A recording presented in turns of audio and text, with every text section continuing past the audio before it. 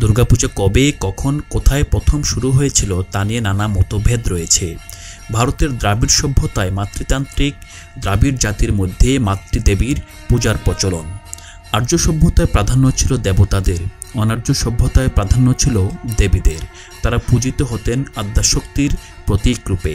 মাতৃতান্ত্রিক পরিবারের গঠন, দায়িত্ববোধ ও উর্বরতা শক্তির সমন্বয়ের কথা বিবেচনা করে অনার্য সমাজে গড়ে ওঠে মাতৃপ্রধান দেবী সংস্কৃতির ধারণা। ভারতে অবশ্য মাতৃরূপে দেবী সংস্কৃতির ধারণা অতি প্রাচীন। প্রায় 22,000 বছর পূর্বে ভারতের প্যালিওলিথিক জনগোষ্ঠী থেকে দেবী পূজা প্রচলিত। হরপ্পা ও মহেঞ্জোদারোর সভ্যতা তথা সিন্ধু সভ্যতায় এসে তা আরও গ্রহণযোগ্য, আধুনিক ও বিস্তৃত হয়। মাতৃপ্রধান পরিবারের মাই প্রধান, তার নেতৃত্বে সংসার পরিচালিত হয়। এই মত অনুসারে দেবী হলেন শক্তির রূপ, তিনি পরব্রহ্ম। শাক্ত মতে কালী বিশ্ব সৃষ্টির আদি কারণ। অন্যান্য দেবদেবী মানুষের মঙ্গলার্থে তার বিভিন্ন রূপে প্রকাশ মাত্র। মহাভারত অনুসারে দুর্গা বিবেচিত হন কালী শক্তির আরেক রূপে।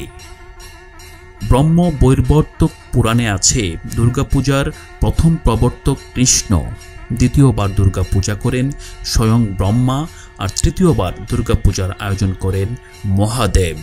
আর দেবী ভগবত পুরাণ অনুসারে জানতে পারি ব্রহ্মার মানসপুত্র মনু ক্ষীরোদ সাগরের তীরে দুর্গার আরাধনা করে বর লাভে সফল হন।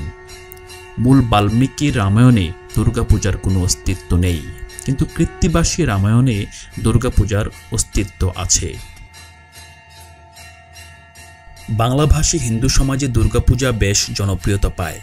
সেখানে তিনি কালিকা পুরাণের ঘটনা অনুসরণে ব্রহ্মার পরামর্শে রামের দুর্গাপূজা করার উল্লেখ করেছেন। শক্তিশালী রাবণের বিরুদ্ধে যুদ্ধ বিজয় নিশ্চিত করতে শরৎকালে শ্রী রামচন্দ্র কালিদহ সাগর থেকে 101টি নীলপদ্ম সংগ্রহ করে দুর্গাপূজা করে তার কৃপা লাভ করেন। তবে দুর্গাপূজার সবচেয়ে বিশদ বর্ণনা পাওয়া যায় মার্কণ্ডেয় পুরাণে। এই পুরাণের মধ্যে 13টি অধ্যায় দেবী মাহাত্ম্য নামে পরিচিত। বাংলায় শ্রী শ্রী চণ্ডী নামে 700 শ্লোক বিশিষ্ট দেবী মাহাত্ম্য পাঠ আছে, যা দুর্গাপূজার প্রধান ও অবিচ্ছেদ্য অংশ হয়ে পূজার আসরে স্থায়ী হয়ে গেছে। সনাতন ধর্মের আর্য ঋষিরা সর্বশক্তিমান ঈশ্বরের প্রতীক হিসেবে দেবী দুর্গার আশীর্বাদ লাভের জন্য আরাধনা করতেন। মার্কণ্ডেয় পুরাণ মতে চেদি রাজবংশের রাজা সুরাথা খ্রিস্টের জন্মের 300 বছর আগে কলিঙ্গে, যেটি বর্তমানে উড়িষ্যায়, সেখানে দোসরা নামে দুর্গাপূজা প্রচলন করেছিলেন। নেপালে দোসরা বা দশাইন নামেই পূজা হয়, যদিও প্রাচীন উড়িষ্যার সাথে নেপালের পূজার যোগসূত্র আছে কিনা সে তথ্য সংগ্রহ করা সম্ভব হয়নি।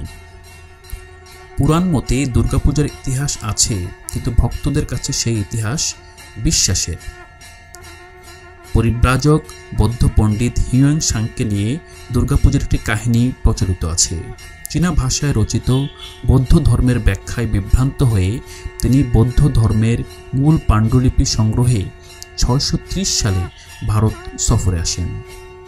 ভারতবর্ষের নানা বিহারে বিদ্যা অর্জন করেন। 635 থেকে 643 পর্যন্ত দীর্ঘ 8 বছর তিনি হর্ষবর্ধনের রাজসভায় ছিলেন। তবে তার কাহিনী দুর্গা, কালী, কালীর আরেক রূপ চণ্ডী নাকি বনদেবীকে নিয়ে তা বিষয়ে মতভেদ আছে। তবে তার রচনায় উল্লেখ করেছেন হর্ষবর্ধনের সময়ে দস্যু তস্করের উপদ্রব খুব বেশি ছিল এবং তিনি নিজেও একাধিকবার দস্যুর হাতে নিগৃহীত হয়েছিলেন। মধ্যযুগে বাংলা সাহিত্যে দুর্গাপূজার অস্তিত্ব পাওয়া যায়।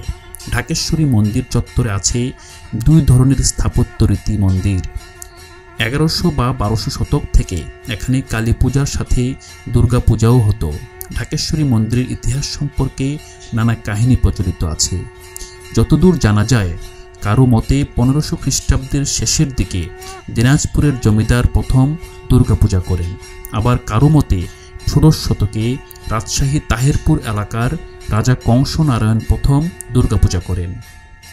1510 সালে কুচ বংশের রাজা বিশ্বসিংহ কুচবিহারে দুর্গাপূজার আয়োজন করেছিলেন।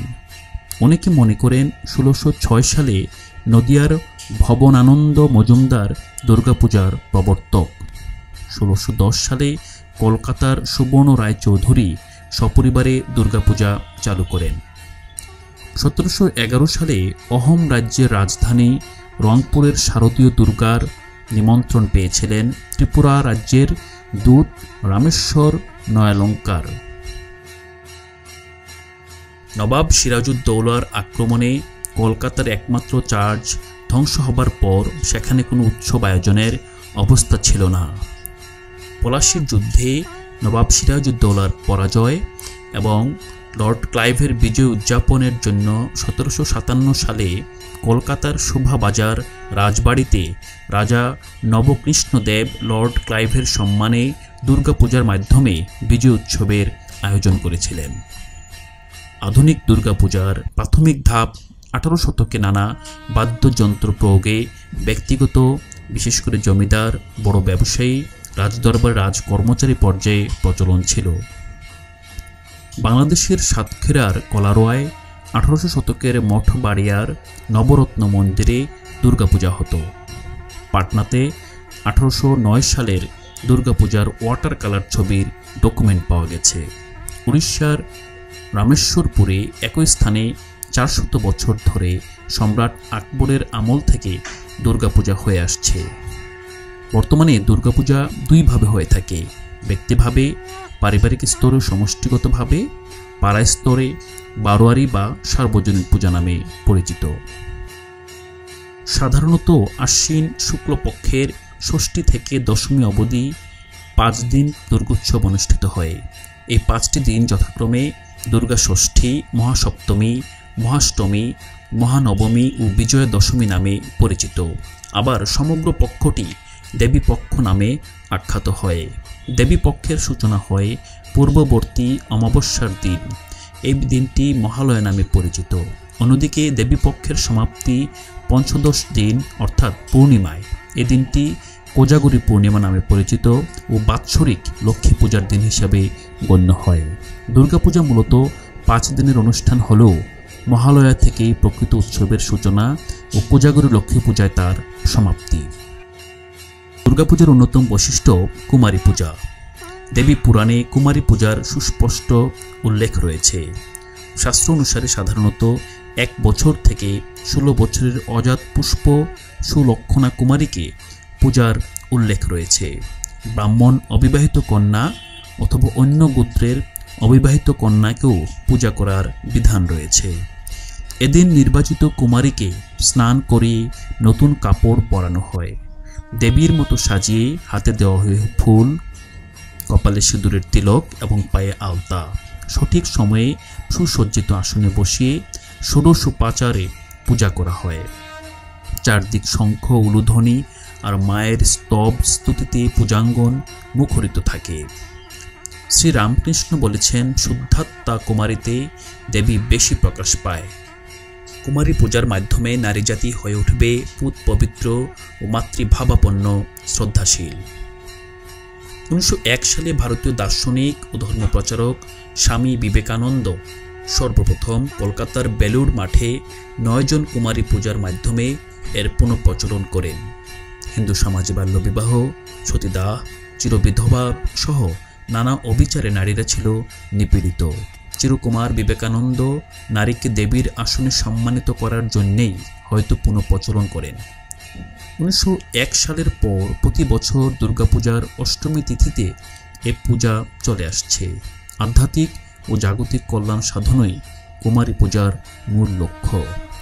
দুর্গাপূজার আরও একটি অংশ সন্ধি পূজা। অষ্টমী দিনের শেষে এ পূজা অনুষ্ঠিত হয়। এই সময় দেবী দুর্গাকে চামুণ্ডা রূপে পূজা করা হয়ে থাকে। তান্ত্রিক মতে এই পূজা সম্পন্ন হয়। এই পূজায় দেবীকে 16টি উপাচার নিবেদন করা হয়। দেবীর উদ্দেশ্যে হয় পশু বলি। সেই বলিকৃত পশুর মাংস ও রক্ত এবং মদ দেবীকে দেওয়া হয়। এককভাবে চামুণ্ডা, চণ্ডী বা কালী পূজায় পশু বলি দেখা গেলেও বাংলাদেশের কোথাও দুর্গাপূজায় পশু বলি হয় না।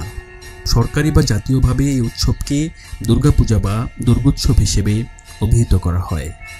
দক্ষিণ এশিয়ায় এটাকে শরৎকালের বার্ষিক মহোৎসব হিসেবে ধরা হয় বলে এই পূজাকে শারদীয় উৎসবও বলা হয়। রামায়ণ অনুসারে অকালে বা অসময়ে দেবীর আগমন বা জাগরণ বলে শরৎকালের দুর্গা উৎসবকে অকাল বোধনও বলা হয়। বসন্তকালের দুর্গা পূজাকে বাসন্তী পূজা বলা হয়।